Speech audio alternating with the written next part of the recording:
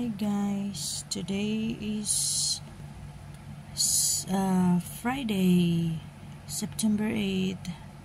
Ito ngayon ang sitwasyon sa Hong Kong, maulan. Kagabi pa yan guys, walang hintuan. Pero look, tingnan nyo naman ang kalsada.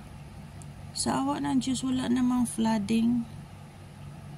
Okay naman, ewan ko sa ibang lugar. Pero dito sa amin, sa may Hong Kong Garden, sa awa ng Diyos, wala naman siyang flooding. Kahit pa hindi humihinto ang ulan since kagabi.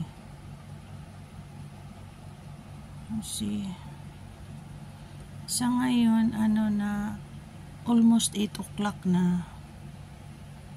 Yan ang sitwasyon niya. Bihira lang ang nagrarampa. Mga tao dito takot sa ulan. Ayaw nilang mabasa sa ulan. Hindi katulad sa Pinas, pagka umuulan, yun namang time na naglalaro ang mga bata.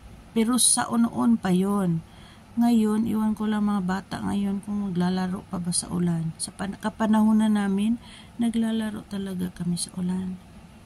Talagang ang saya-saya namin pagka umuulan.